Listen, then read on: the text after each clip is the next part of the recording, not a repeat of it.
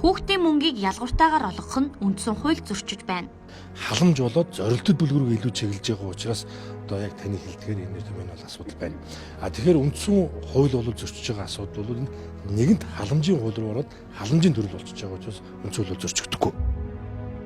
Монгол улсын хууль 4-1-1 хүүхдийг ялгуурлан гадуурхахгүй байх. Хүүхдийн мөнгийг ялгууртайгаар олгох нь үндсэн хууль зөрчиж байна. Үүнээс төр сард 10 тэрбум хэмнэдэг гэсэн. Гэвч хачир дээрээ тэр мөнгө нь төрийн албан хаагчдын шунлын золиос болж халаасанд нь орж байна. Энэ бол хэмнэлт биш шударга бус үйлдэл. Бид цахим үндэстэн болохоор тэмүүлж байгаа. Гэвч бодит байдал дээр дөрвтэй үр дүн ажиглахдаггүй байна. Цаастайгаа зуралддаг дүр зураг хаанаа байсаар. Төрийн ажил үр дүнгүй явагддгийн нэг жишээ өнөөдрийн хүүхдийн мөнгөтэй холбоотой асуудал юм. Үр дүн нь хүүхдийн мөнгийг олгох, өрхийн амжиргааны төвшинг тодорхойлох асуудлуудыг түрүүн жавхлан сайдын үгэнд гарсан айл өрхөвдөр явж тооллого хийж байсан тийм ээ. Механик хэлбэрээр хөрөгчтэй, зурагттай, эндүүтэй гих мэтлэнгээр янз янзаар тооллого хийсэн. Энэ нь бол маш хоцрогдсон аргачлал юм а гэдгийг Монголын ард түмэн бол удаадараа шүүмжилж ирсэн. Та бүхэн мэдэж байна. Энэ сарын орлого нь 3.5 сая гэсэн бахад та нар яагаад энийг дураараа өөрчилж, өөр аргачлал бодож гаргаж өрхийн орлого нь 2 саяд ч хүрэхгүй хүмүүсийн хүүхдүүдийг оруулсан бэ гэдэгт тэр тодорхой хариулт авъя. Зөвхөн цалингийн үзүүлэлтийн юм уу? Эсвэл одоо хөрөнгөний үзүүлэлтийн ганц нэгээр наах нь бол өөрөө өч дутагдaltaй. Ягаад вэ гэхээр гэр бүлийн нэг гишүүн өндөр цалинтай боловч тэр гэр бүл дотроо өрхийн гишүүдийн тоо олон.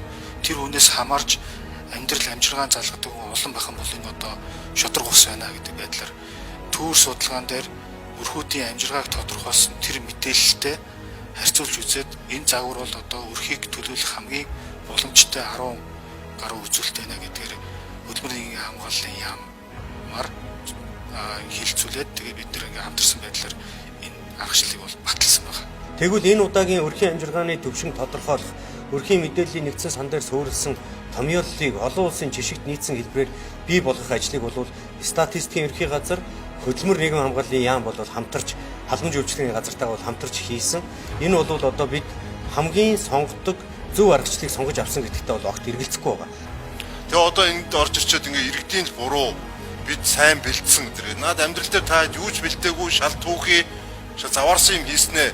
Энэ хөдөлмөр халамж сангийн яам, тэр захим яам та нар хүлээн зөвшөөрөх ёстой шүү дээ.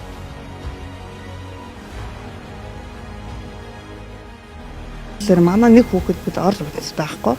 Тэгээ хүүхэд хаяг ингээд шалгуулсан чинь манай хүүхдийн хаяг бүр хаа байсан Сэлэн аймгаас тэр бүртгэлтэй байна гэж гарч ирээд энэ одоо энэ бүрхэн байгаа. Одоо чинь миний нэр дээр 4-5 хүүхэд гараад ирсэн юм чи ингээд шууд скриншот явуулж гарч гайхаж байгаа юм чи. Сангийн яам их хуралд оруулж ирэхдээ 91% буюу 9% нь хасагдана гэж ингэж тоосч ирсэн. Тэр ямар аргачлалаар бодож тэр 9 гэдгийг гаргаж ирсэн. Гэтэл зөрүүлээд яг өгдөг дээрээ болоод ирэхээр нийгмийн хамгаалалт хөдөлмөрийн яам үндэсний статистикийн хороо нь болохоор өөр аргачлалд оруулж ирээд ингээ хоёр аргачлал чи хоорондоо зөрөөд нөгөө анх их хурлын гишүүдэд өгсөн 91 буюу 9% гэсэн энэ харьцаа чинь одоо бараг 50% болчиход байгаа юм биш үү? Бүгдэнд нь нэг тэгш өгөх ёстой шүү дээ болно. Ялгуулахгүй л өгмөрийн олно. Гэхдээ эцэг их ажил хийсний төлөө тэр хүүхдүүдийг ялгуулж мөнгөний хас болохгүй үстэй.